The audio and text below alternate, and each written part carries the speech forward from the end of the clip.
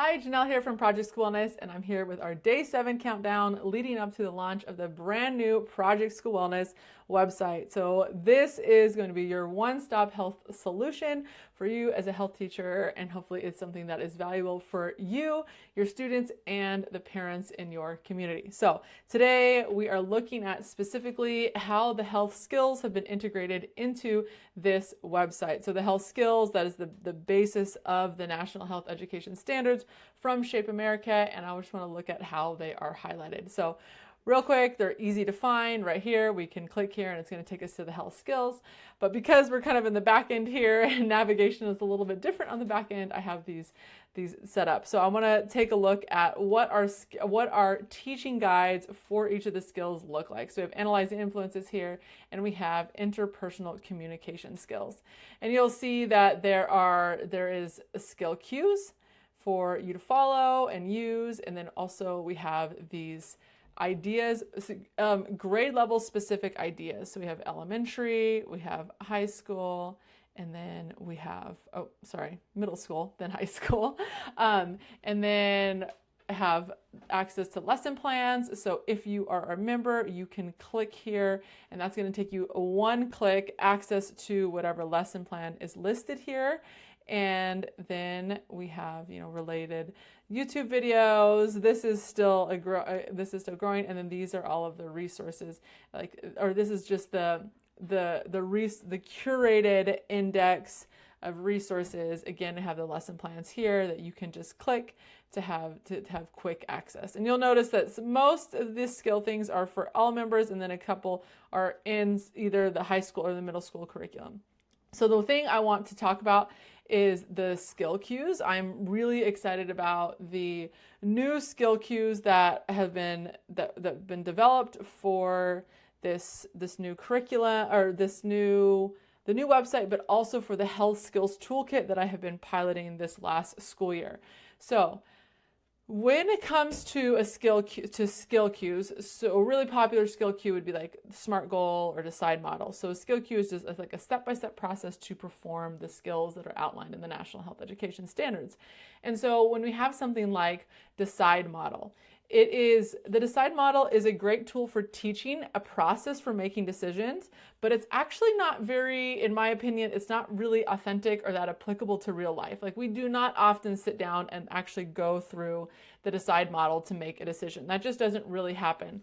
So when it came to this new endeavor of the new health skills toolkit and this website, we wanted to have skill cues that simplified the process for teaching, or simplified your process of teaching the skill, but also was really practical for students to use in their real life and to actually apply the skills as they are living their lives. So the thing we tried to do, the biggest thing we tried to do is have an action word that was the acronym for the skill cue, and the action word would be deeply connected to the actual skill. So our action word here is scan, and scanning, the act of scanning, is very related to the process of analyzing influences, right? We're scanning, we're assessing, we are figuring out what's going on. And so the word scan, hopefully it will be very memorable to students, and then the process, the acronym from SCAN makes it easier for teachers to teach, right? It's to teach a process. So we have S is situation, C is core influences, A, analyze, N, now what? So that's kind of like the process of what's happening next. And then similar with our with communication, we have talk as our action word, and then our skill cues, hey, think before speaking, actively listen to learn, and keep it kind and respectful. And then we also have skill cues for conflict, boundary setting, collaboration, refusal. So for conflict resolution, it's tools. Oh, I need to update this thing here, but you'll see here, the title is not right, but the words here is tools to work it out. And so it's that TOOLS, tools. And then we have boundaries, which is our stop. And we have refusal, which is nope. So you'll see that the word nope connects to refusal, but then the process is is more detailed. So the real hope was here. The real hope here is that we're just making it. We want the skill. We want the way that we teach students to do the skills to be something that they can actually mimic and replicate in their real life. Probably not going to do it exactly as we teach it, but if we can create some, pathways so that they're making some connections, that's going to hopefully increase their likelihood to be able to manage their well-being.